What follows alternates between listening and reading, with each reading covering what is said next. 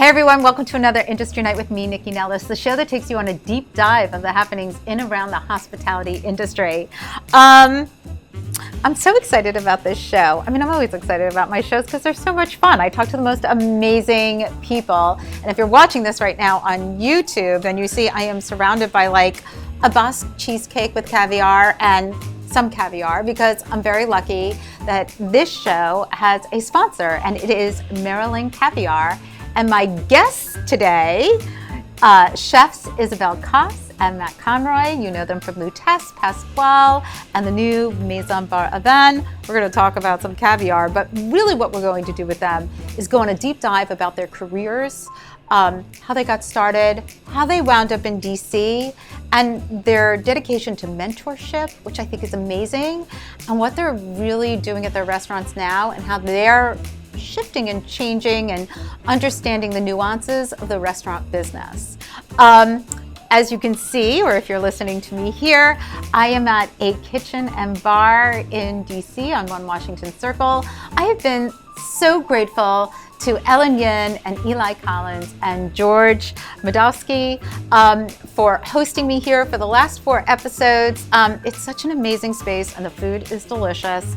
So I'm so grateful that they've had me here. So if you're listening to this on the pod, fantastic. If you want to see what's happening, check out YouTube and follow me on Insta at NYCCINELLIS.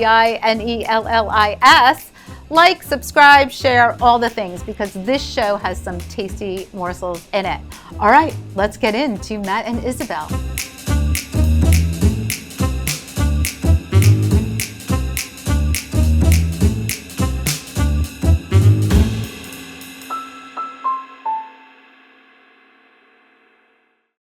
I am so excited about today's guests. Joining me are Chef Matt Conroy and Chef Isabel Coss. They are both partners in life, and I kind of like have a trend going on this show right now.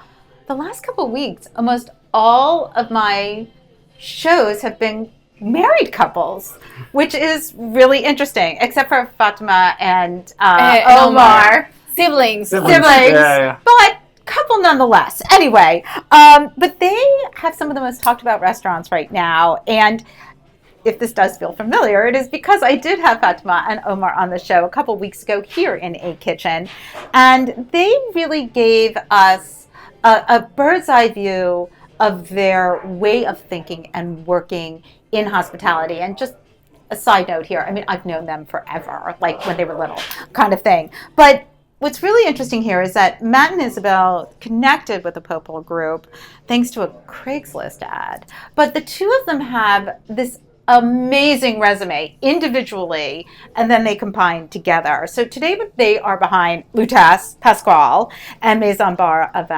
They are both James Beard semifinalists, nominees. Maison Bar is a semifinalist this year for Best New Restaurant. That's a national nod.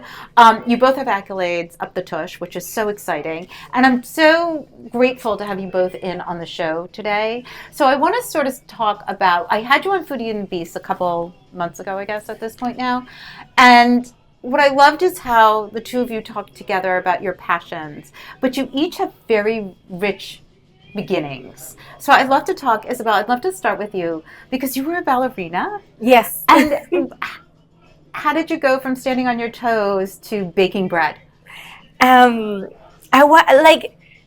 It's a funny story. I always did like sports growing up. Like my parents, I grew up in Mexico City. Mm-hmm. My parents always tried to approach us to art and culture and music. And Mm-hmm. like my parents are like big into music. Like so going to see the Nutcracker, it was like a must every Christmas, you know? Mm-hmm. You and me both. Yeah, it's I don't know. Like I think it's those things in the city that you always, wherever you live, go support the local arts. Like makes sense.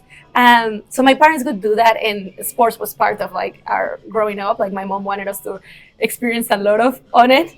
And I think at a point my mom realized that I was not going to be a doctor, but she really wanted to. So she's like, she needs to learn many things. Was she a physician? No, not at all. Oh, okay. She's done many careers. She was a nurse for a little bit. She likes learning. She's a very academy, you know, like she likes studying a lot.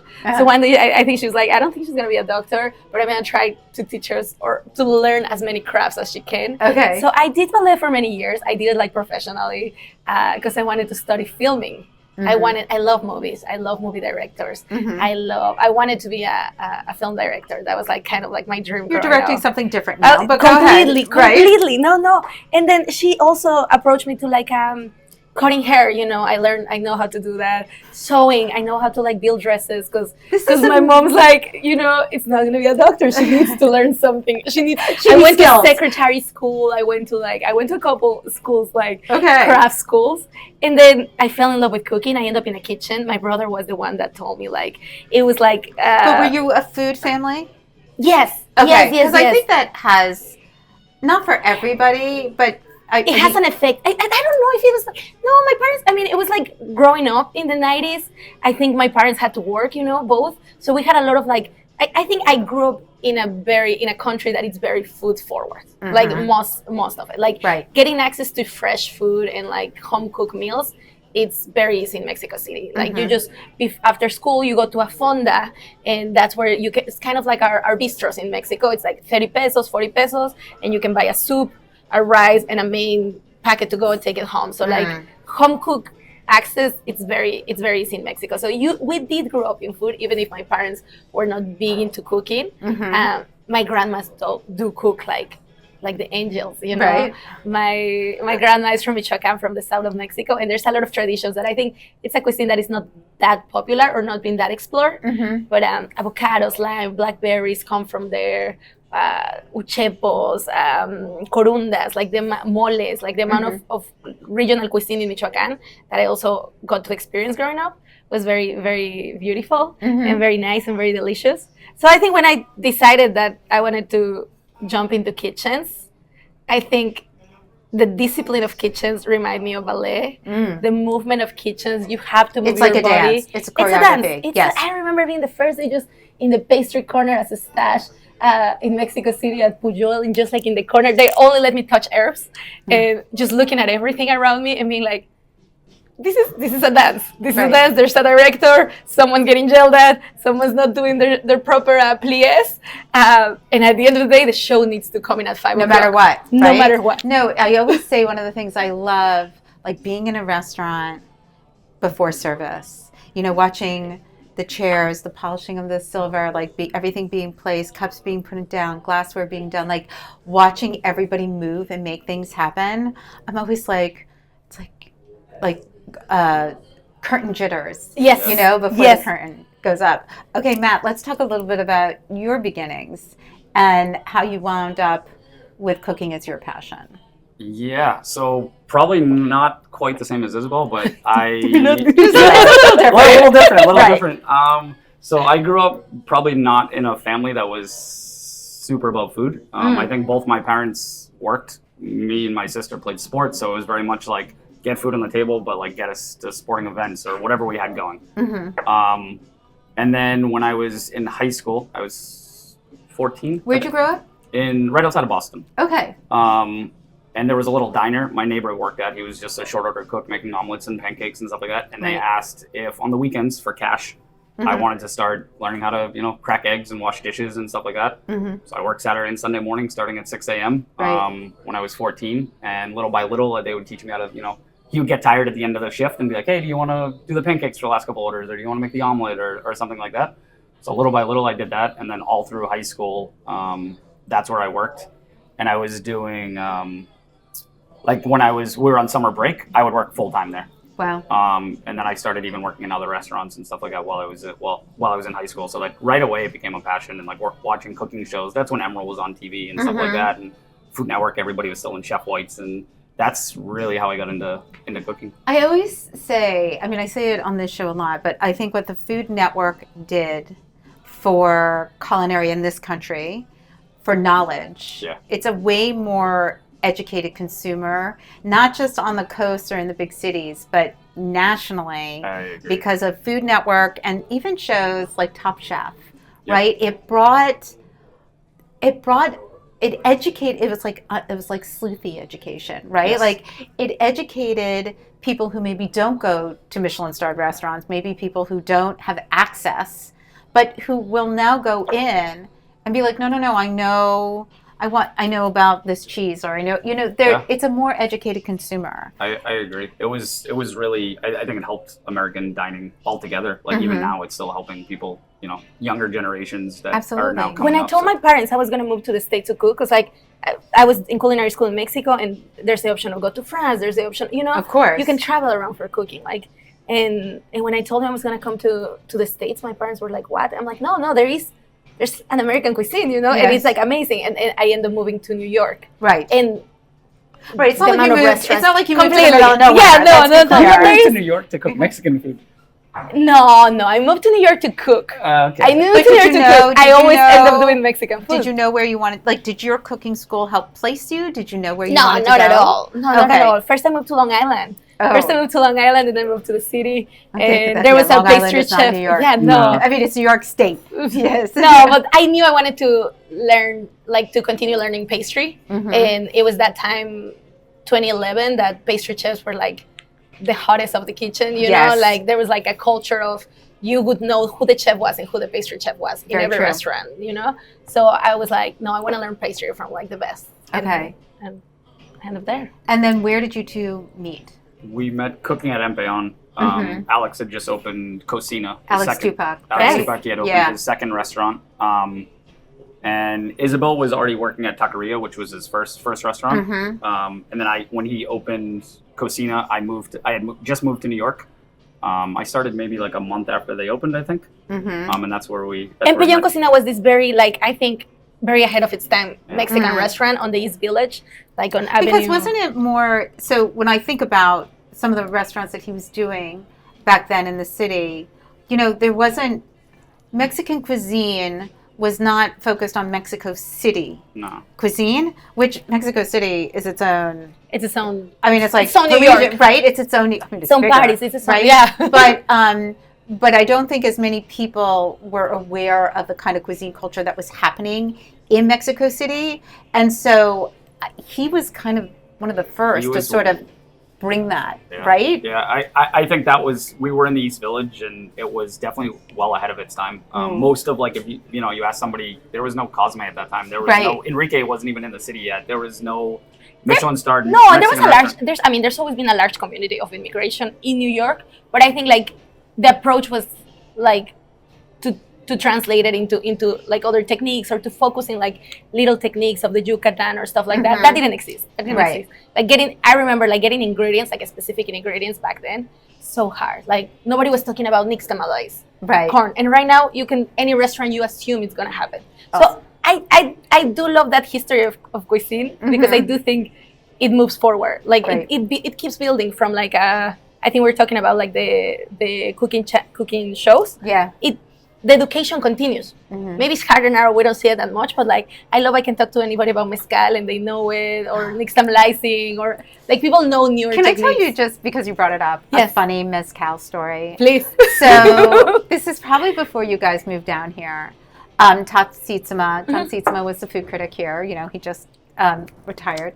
And he went to the Inn at Little Washington. I don't know if I told this story on this show before or not, but he went to the Inn at Little Washington years ago, and they did not have a huge mezcal offering. And he wrote about it, like, as just a sentence, just like not a great mezcal selection.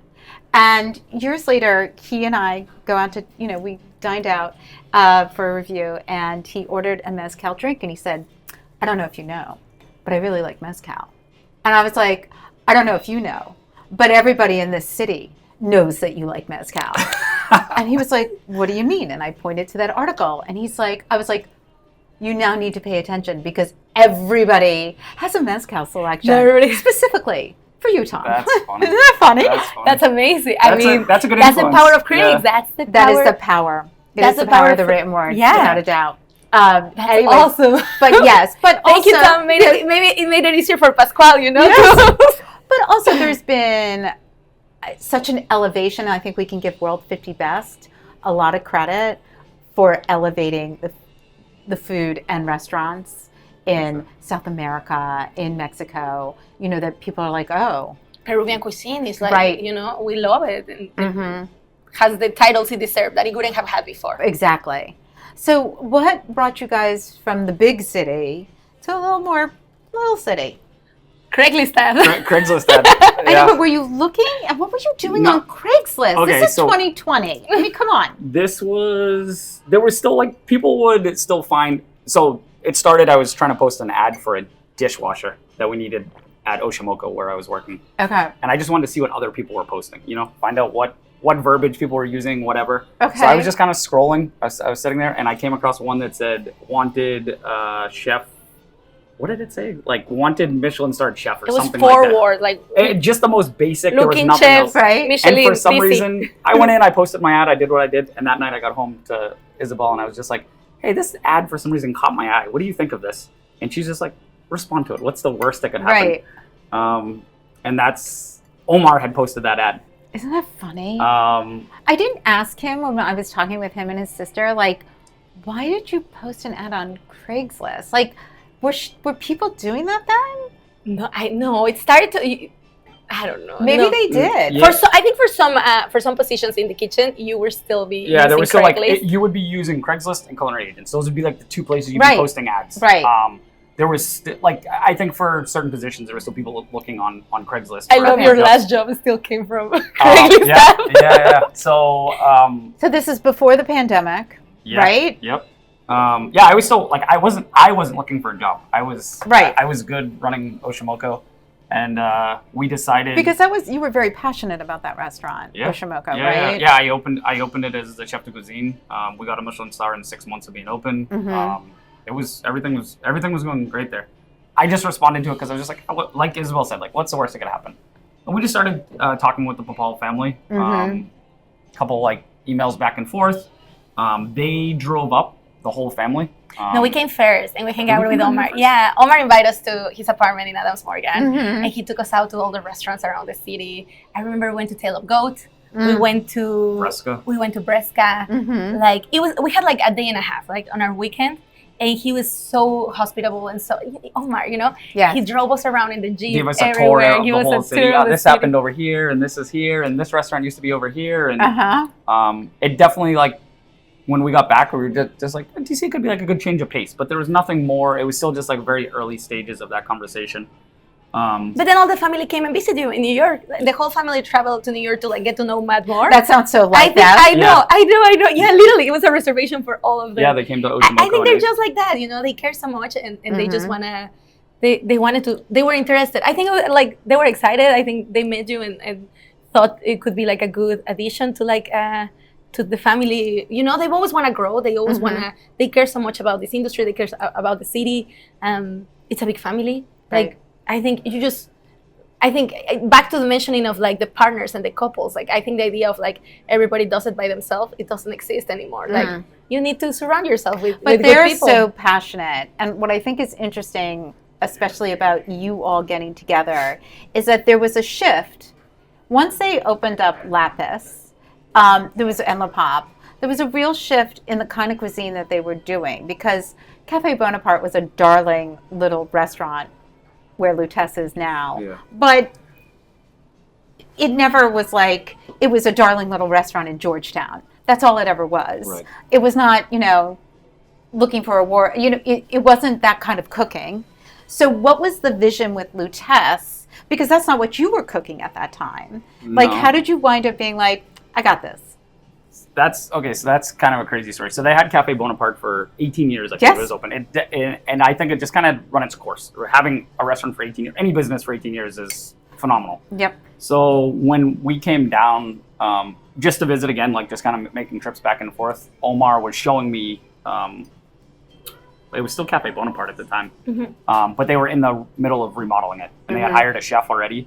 And they had it. It was. I mean, the kitchen is like this big. Yeah, it's super tiny, but the space I really liked. I think it's like a very cool. It has a lot of charm to it. It's like. It's one of the things you have all been so lucky with in working with this group, is that the spaces are old world spaces. Yes. Which in New York is several on a block. In DC. every building is new, so Correct. all the spaces are ginormous, you know, so you have this, like, how many seats is in Lutèce? 28, 30 if we want to be tricky Right. with how we get people in there. So it's definitely tight, but I think like the building has so much charm. Oh, And I without think a that's doubt. something Omar does a very good job, like when he's looking for spaces. And that's what made me right away. I remember being like, this space is really cool. But they had already hired a chef. That was not Right. part of my plan at all. It was to do Lutèce. So I left Oshimoko with the plan of like taking 6 months off.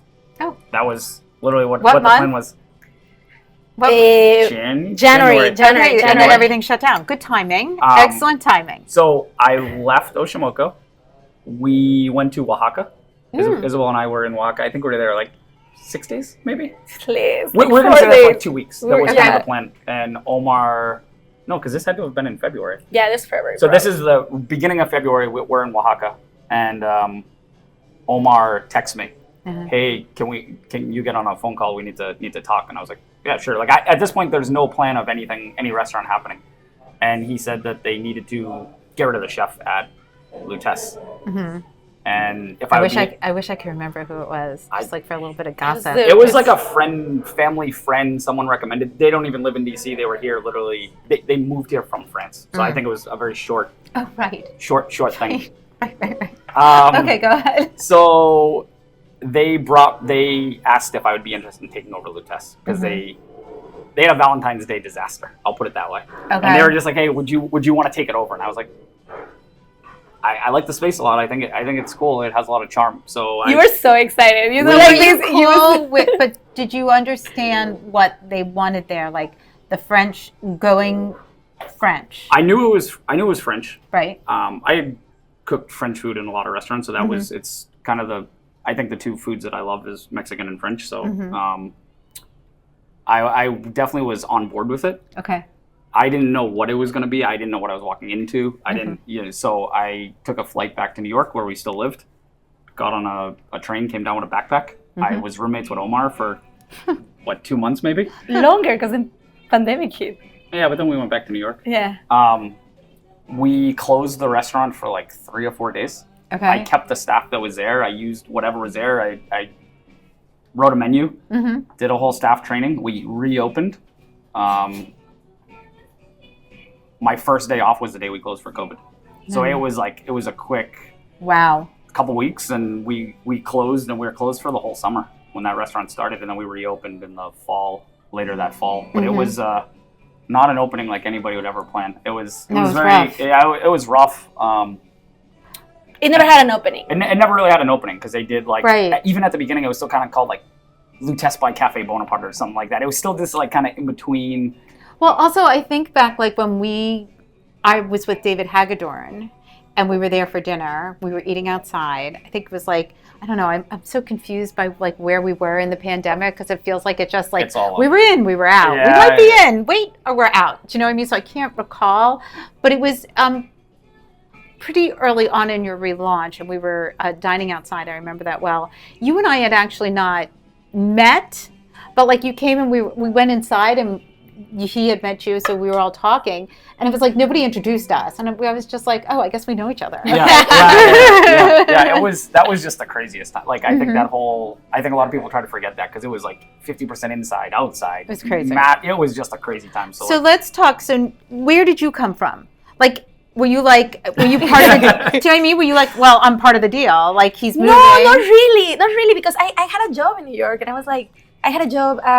Were you already married? Yes, Yeah. yeah. No, I had a job in New York, and we were actually like, I was working at Cosme. I was the executive pastry chef, and we were opening restaurants. We were opening Vegas, we were opening LA. There was like a lot of openings happening.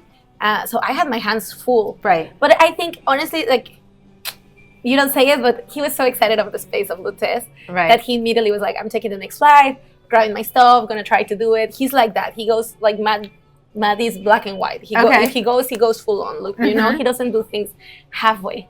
That it's super cool. So he's like, no, I'm gonna go like a pool. You know, you go all the way.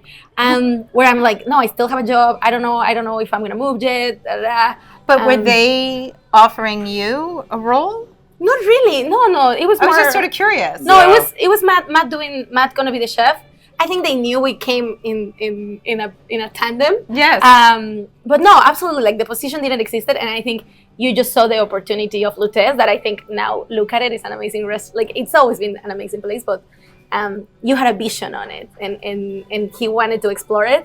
And of course, all the restaurants that I was opening fell through because of pandemic. Sure. So then, after pandemic, I was still in New York for a little bit. I still worked through pandemic in New York. I still had a job there. And probably at the end of that year, because you move back and we're working at Lutèce by yourself, not by yourself, like with the team. Probably at the end of the year, I remember one day in the subway just being like, what am I doing here? Right. Like, Matt's there. All masked up. You're like, all what is masked up. happening? I was like, what is there was a lot of happening? us You going know? back and Yes, forth I and back bet. and forth. We did like a lot of we did like a long distance for like a year. And then I moved back to DC.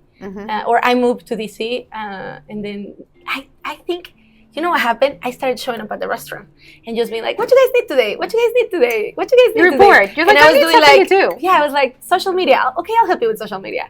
We need I don't know, graphic design for I'll help you guys with that. Hostessing, I'll help you with hostessing. Dessert, like I wasn't even doing the desserts. Like Matt was doing the desserts. And little by little, I think one day I was just like, I'm here all day. I think I'm already working here. Right. You know what? Lutèce had an amazing team. Like the team there is still with us. Like Marisa, she was one of your cooks there. Now she's the sous chef at Pascual. Incredible. Like the team was so much fun to be there. Like why would I was gonna be at home? So little by little, I think I just created a position for me. Well, let's talk a little bit about the restaurants and the progression. So what was your vision for Lutèce? I mean, you're working with a restaurateur group who has a vision, but then as you're in there, you're feeling the space. And now that we're 5 years later, almost six. Yeah.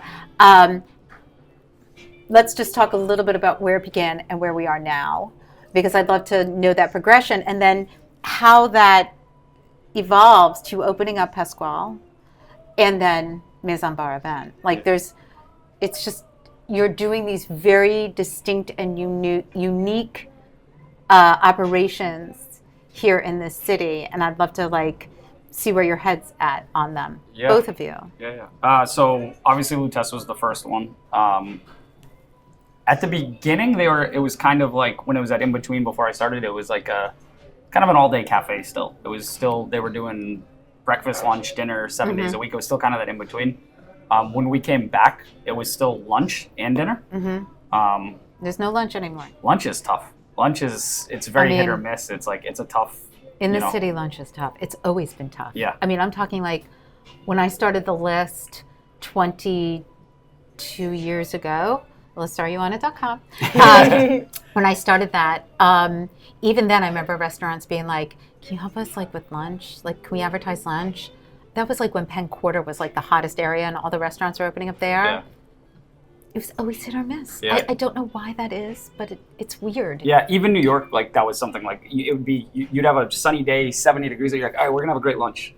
You do 20 covers. And then a rainy day, all of a sudden you get crushed. And then it just makes it hard to do it. So it started that way, and then little by little we were just like, okay, let's try to just do dinner. Let's try to and we'll do weekend brunch. That was kind of the compromise on that.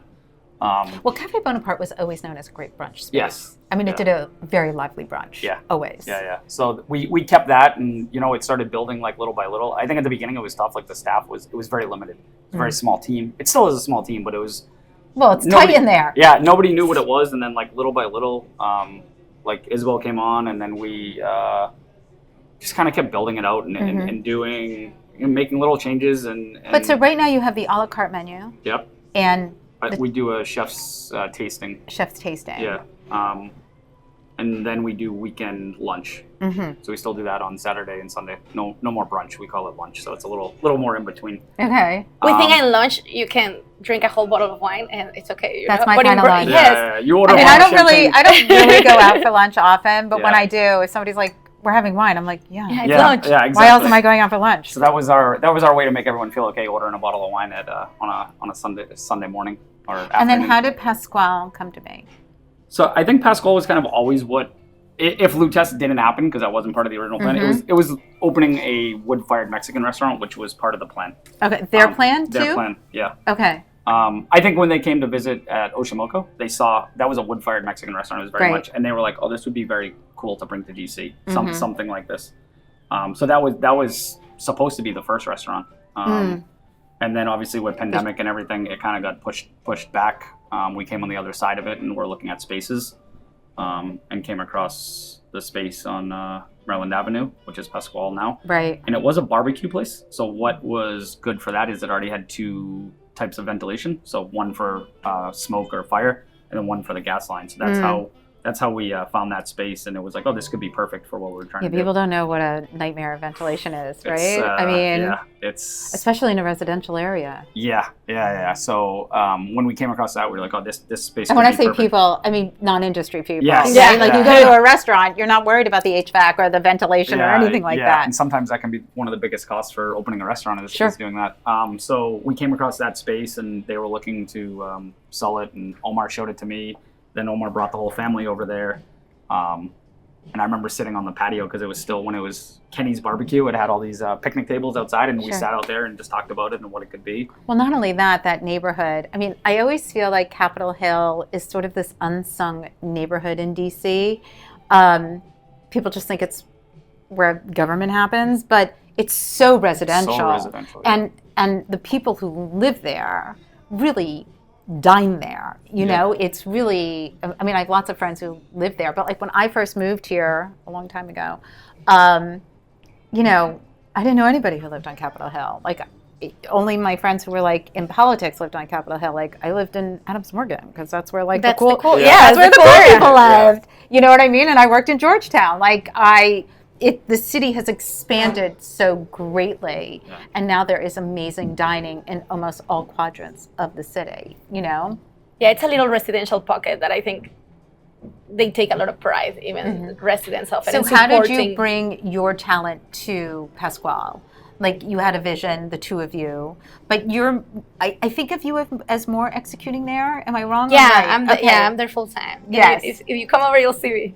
Right now I'm there full time, hands on. At the beginning, I was still between like Lutèce and Pascual. Right now, I'm doing all the operations of it with Brandon, my sous chef, and Marisa, and an amazing team of cooks. I feel like there's a lot of women there. Yes.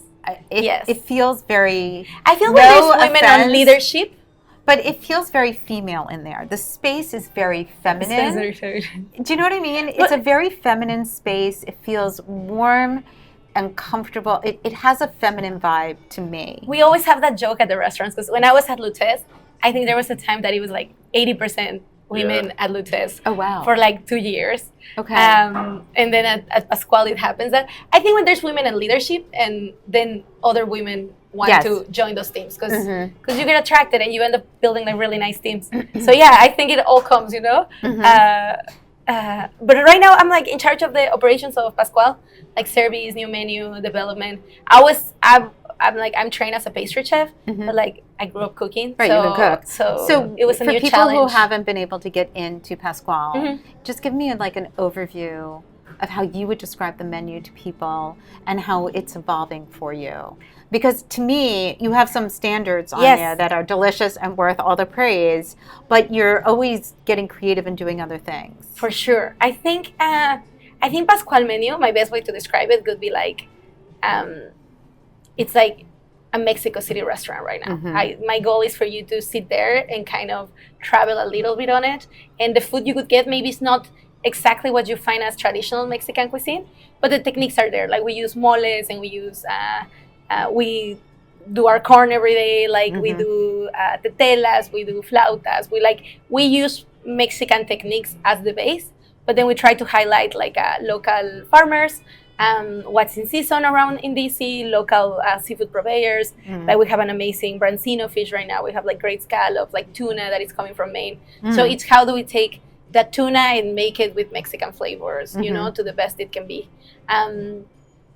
So it's like a little Mexican bistro, like a little Mexican fonda that it's playful. It's casual, but it can be, I think it can celebrate a special occasion, you know? I think both locations, Lutèce and Pascual, sort of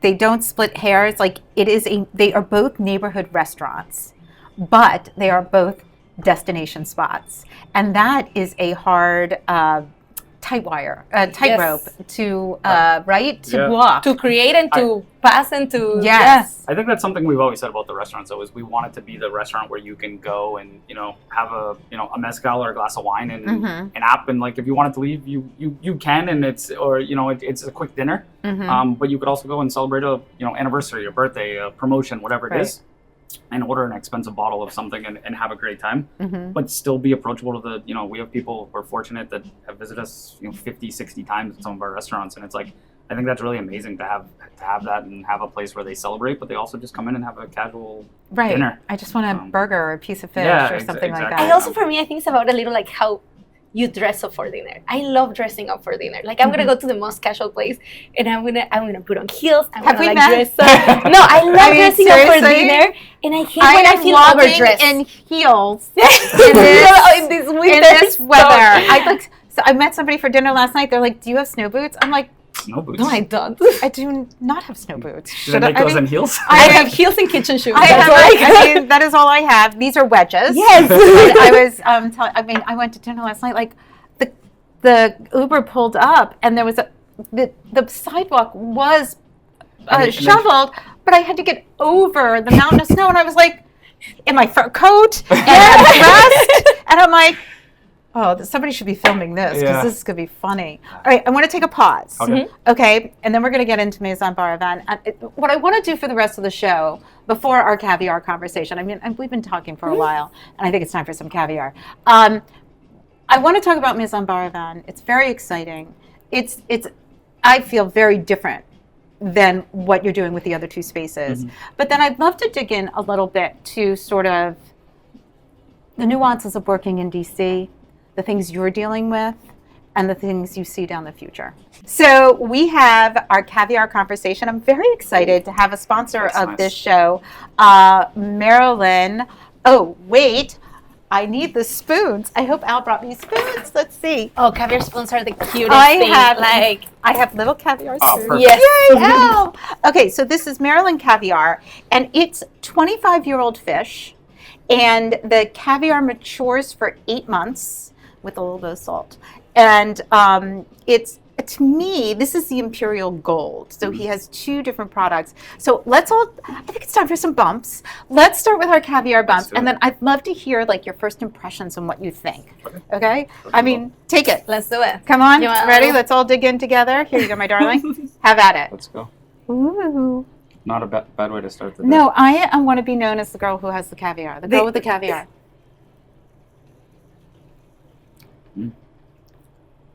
Very clean. It's very good. I love when you can feel, like the it doesn't individuality. the individual. It still has like really good texture. The salt's not like overpowering. Yeah, I love the salt on it. Like it's still creamy and like. So delicious. That's the word for me. I find it really creamy, which not all caviar. No. Not dissing other caviar, but some caviar, it's a little more aggressive. Their bubble is more aggressive. And there's something about this that I find, like, it just sits on the tongue so beautifully. Yeah, it's very pleasant. I think it's like just clean for me is what I think. It's like maybe even someone that's like, I'm not really sure if I like caviar or not. I think that's a very approachable way to get into caviar. I also don't think it could overpower a dish, or I think it could like Riesling with that. Bubbles. That's delicious. Definitely. That's delicious. So let's, what would you do with it? Yeah, that's my favorite. Okay. So aside from bumps, that's my favorite way to do caviar. But that's actually a good way to taste it though, because it actually helps you to warm it up slightly, so that it actually brings out a little bit more of the flavor. There's actually part of a reason why people do that as well. Is that true? Yeah. Oh, look at that little tidbit. Yeah. So let's talk about, you do a lot of dishes with caviar, other than just putting it on a Bellini. With this caviar, given the flavor profile, what would you do with it? I mean, at Lutèce, we have a dish that I think would work perfect on. We do pomme paysan, so it's duck fat fried potato. So we just like shred potatoes. It's really a fancy hash brown is how we describe it. We cook that in a lot of duck fat, get them super crispy, little creme fraiche, and a big dollop of caviar on top. I think that would be really good with this. That sounds perfect. Yeah. Would you use something like that? No, I could like it with ice cream. I think like this with like a good cream ice cream. Almost like putting a balsamic vinegar, like a really yes, good balsamic you're adding vinegar like a and little ice bit cream. salt on top. But like I'm thinking like, have you had the ice cream of the Creamery in Union Market? Yes. I worked there for like a year doing ice cream. Their base and their milk, it's so good. It's like a rich, good milk ice cream base like that, with just like a spoonful of caviar on top. Because it could add you like a little bit of salinity. Yeah. That I think goes so well. I think that would be very decadent. Dessert. I love it. What about on cheesecake? Oh, what about on cheesecake? Oh, You wait, want to try it do on we have- cheesecake? Yeah, we do. We have, do have cheesecake. cheesecake. Okay. It might be good with That'd that. actually be delicious. Like the cheesiness of it. Yeah. Okay, Ada, do you mind grabbing the cheesecake? Love it. Right. Okay, so we're going to do a little caviar with the cheesecake. While we're doing that, let's get back to the Q&A here. Thank you. So I love when guests bring me gifts. So not only do I have caviar, I came with a gift for you all, but we've got some Basque cheesecake, which is beautiful. I'm going to let you do the honors and tell me what we should do with it. Yeah. So let's talk about Maison Bar event. I feel like when I was at Maison Bar event, I had something like the potatoes. Yeah, That's not on the menu. That's not though. on the menu anymore. That was just like a little special we had for the week. You love the off the menu. Special. We always try to, But Maison Bar event is busy. Like, how do Yes. you have time to play in the kitchen when you're that busy? Both of you. We just try to make time. I think part of it is like you're always, I think our brains are always going and trying to be creative and think of new things. And I think, sometimes we'll just wake up, we'll be having a coffee in the morning or whatever, and we'll be like, hey, what about this or that? Or like we just had a couple days off because of the snow. Yes. And the first day I wake up and my brother, we live together, he was like, you're going to start cooking right now? And we went full on cooking in the house. I mean, that's what for I do 2 when days, it snows, and it was but I don't work in the perfect. kitchen. Yeah. Right. Perfect. No, like, I think you're always thinking about food and how to like be creative about it. So if you get the chance, like that's, at the end, we enjoy cooking. Right. Like that's where it comes from. That testing stuff, it's easy. I think it's also part of like what, where we are is as chefs is to also teach the staff. They they're working. Yes, they want a paycheck, and that's part of it. But I also think we're fortunate we get cooks that want to become chefs one day. They want to be sous chefs, whatever it is. And I think it's also part of our job. It's like our responsibility to like teach them. Like you could run one menu and just run it all year, and not be there and not teach them new techniques or show them seasonality and stuff like that. But I think that's something that Isabel and I both enjoy a lot. Is like mentorship is so huge, important in this field, yeah. right? And not everybody gets a great mentor in every kitchen, but if you're able to do that, like the gift you're giving is so incredible. So how, with 3 restaurants, I want to go back to Maison Bar event, but with 3 very busy restaurants, how do you find time to raise these people up, not just back of the house, but front of the house as well? Yeah, you definitely have to like make time and put an effort to it. It's not something that just like you can just go through your day and do it. So like, I wish I had more time to do it. It's hard to. I'm not gonna lie. It is hard between 3 restaurants to like make sure that I give everybody the time that they need and deserve. So I think it's just trying to like cut out. Hey, I'm gonna be here on Monday. I'm gonna be here on Tuesday. I'm gonna be here, and just also office hours. Phone is always available. So if they're like, hey chef, like I want to run a dish by you or whatever, and it's I'm at Maison and luckily Lutèce is not too far away. Right. I'll jump in my car. Hey Bruno, I'm here. What do you and we'll run through the dish and taste it and talk about it and make notes and But I think we always set up kitchens where I think everybody has a saying and has a voice. We do. I always tell my cooks when I'm in the kitchen, like it usually bugs me if I don't hear you talk throughout the restaurant. Like I hate quiet cooks because I want them to be talking about the food and I want to hear them. I'm always like, that's a big thing. I'm always like, I want to hear your voice. I didn't hear you today. I didn't hear you today. And I think the voice of a cook, like it needs to come out because we always try to give everybody their voice to then have positions of leadership too.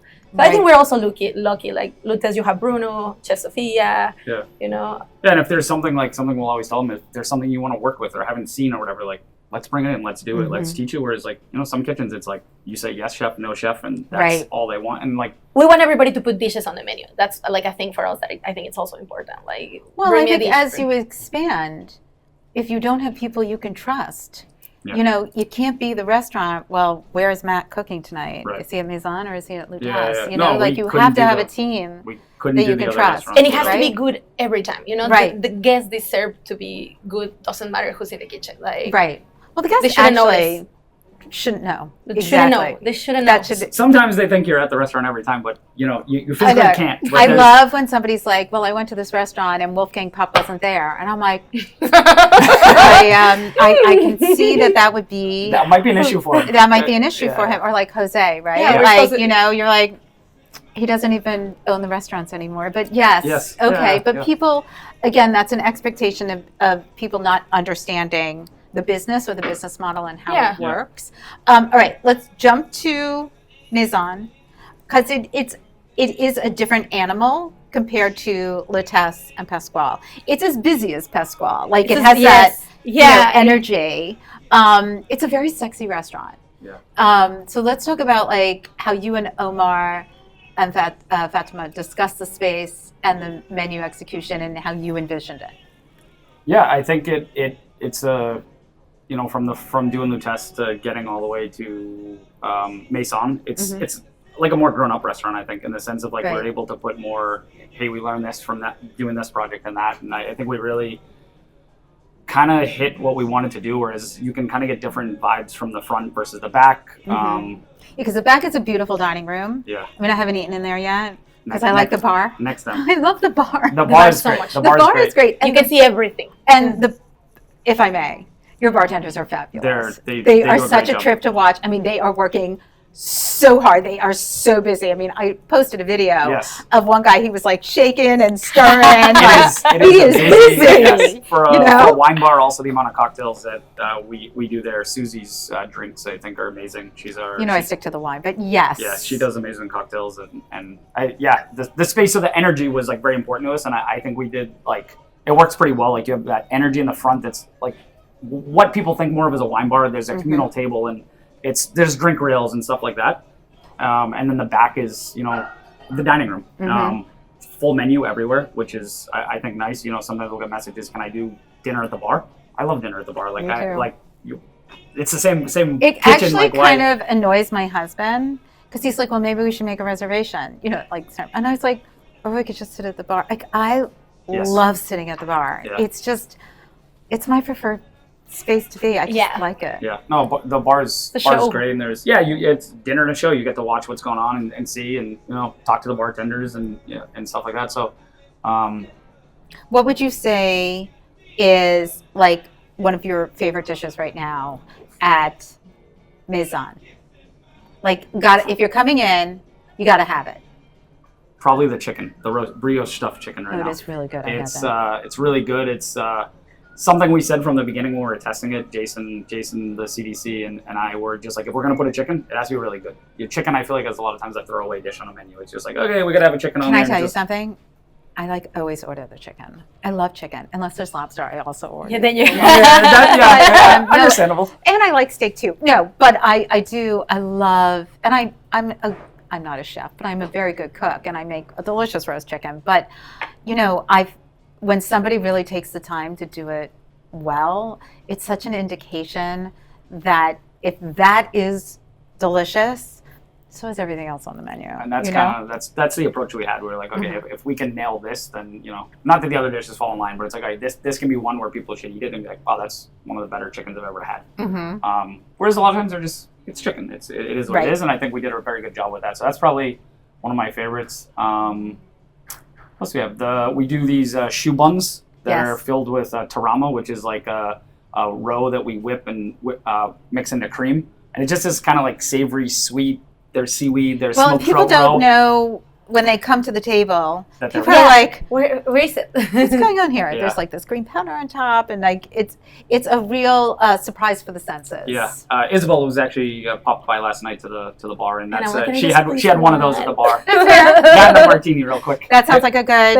It was a good afternoon. Yeah. That sounds perfect. Power lunch. Okay, and and dinner. when we go to Pascual, what should we be having there? You should be having, if we haven't, I think our crudos are always super good. Like any way we do fish, we try to make it a little spicy, super acidic. We try to send it with tostadas. I think like our our cold seafood, it's always like delicious. I mean, the lamb barbacoa, I think everybody should have one. It's delicious in their life. Yes, it's so good. Well, it's also really unique for the area. Like Yes. you just don't see that on a lot of menus. Yes, and barbacoa, it hits you to your heart, you know.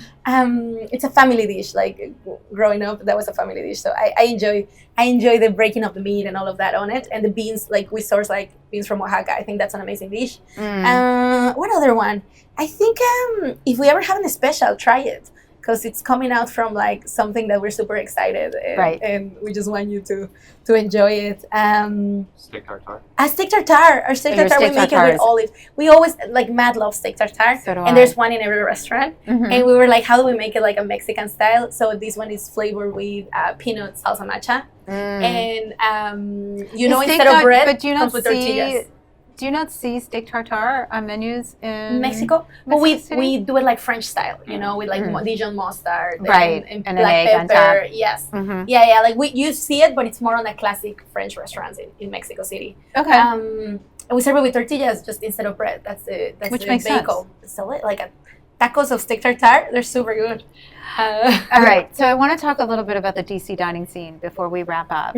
So with the DC dining scene, so much has changed since you got here in the last almost 6 years.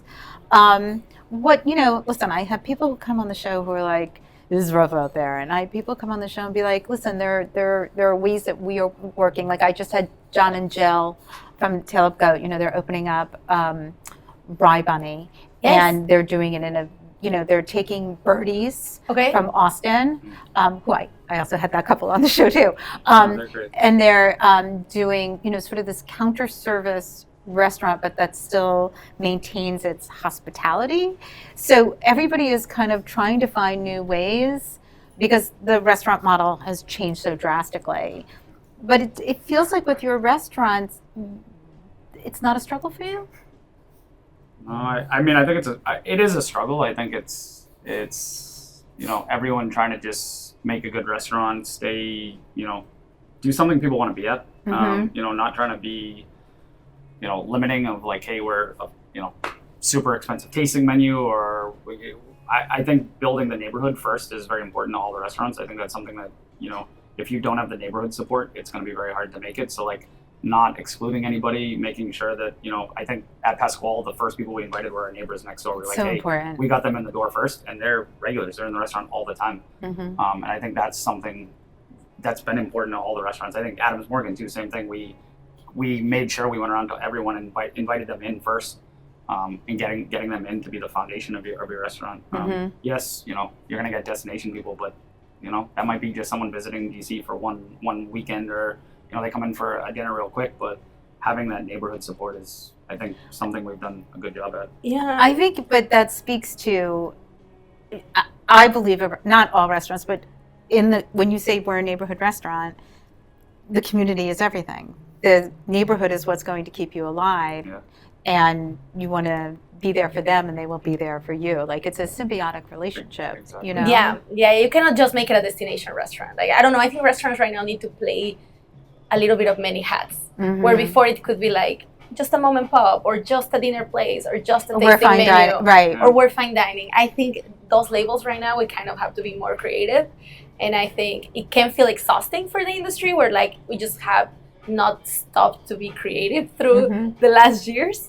But it also gives you like some freedom of like try something like birdies, or like Tail of Goat. We all thought that was gonna be it for that space, and it's such a classics place here in DC. Right. So I'm happy someone else is trying new things. Like has to be like that, until we like nail it. And I think that's part of what we're trying to do at Maison. Like, hey, this is a different dinner service where it's a bar with amazing food. Right. Is this the new way of dining? I don't know, but like let's give it a try. Let's figure out something that first we want to go eat at. Like let's not open places that we would not be spending our money. I think that's the most respectful way to like approach the guest and what they need.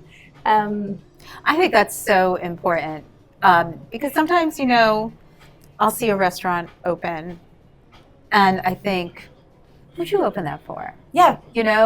Like, is this how you want to eat all the time? And it doesn't mean that restaurant doesn't deserve its space, or shouldn't be amazing or win an award or blah, blah, blah. But sometimes I just sort of look around and I was like, who's it for? Yeah. Is it, do you know what I mean? And there are plenty of restaurants that are not for me. They're not designed for me in mind, and that's totally fine. Right. Although I think everybody should do things for me. But that ego part aside, but you can sense that when you're in a restaurant. You can sense when somebody's like in touch with, like they're passionate about what they're doing. Do you know what I mean? Genuine. I think it wasn't created off of like Instagram, like I saved a bunch of posts and let's do this and that. And it's not a cookie cutter.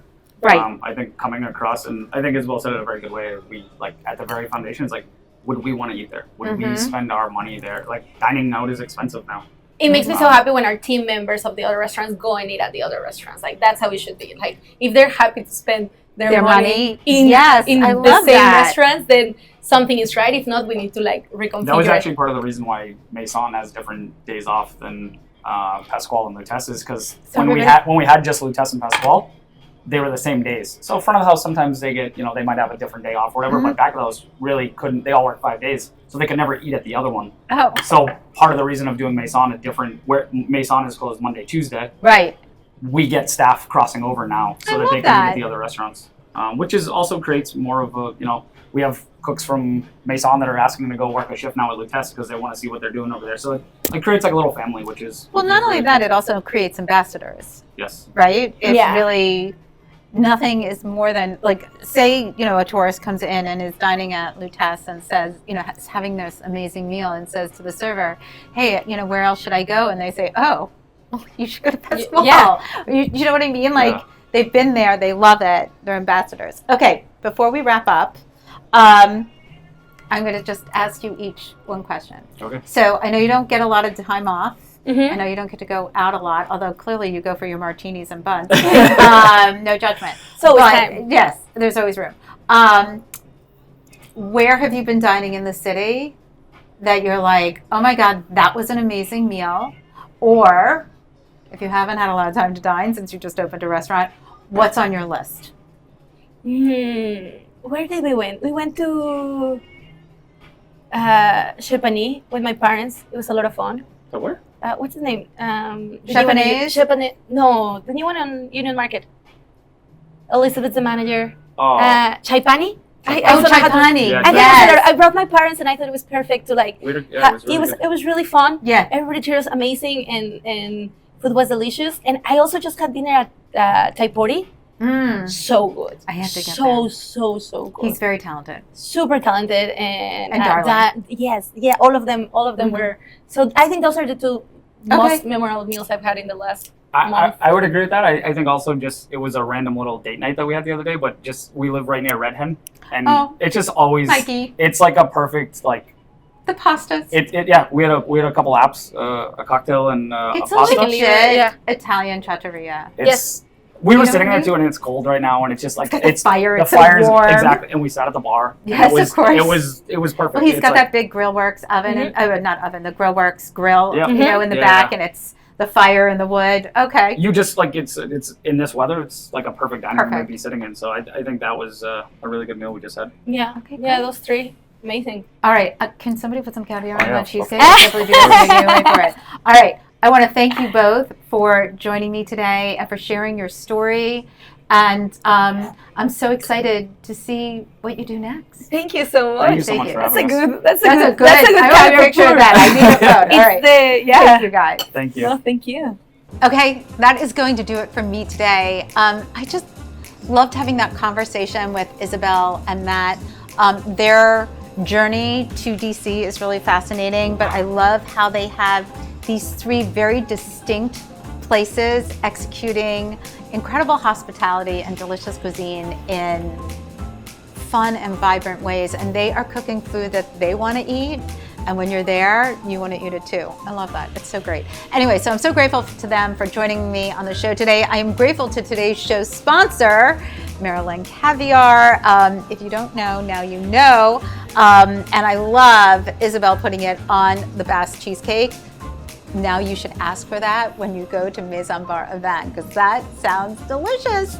Okay, thank you again to A Bar and Kitchen, Ellen Yun, Eli Collins, and George Madowski for hosting me here. I'm so grateful for that, because I cannot do this show without great sponsors like you. So thank you so much. And thank you to our listeners for joining me today.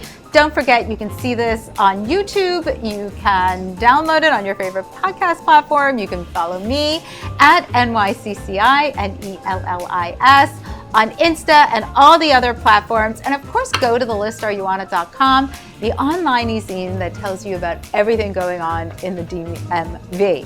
So, thanks for joining me today. I am going to dig into some caviar. I'm going to take a cue from Chef Matt, who said you should definitely do a bump because it warms up the caviar just a little bit and makes it taste delicious. Thank you for joining me again, and cheers.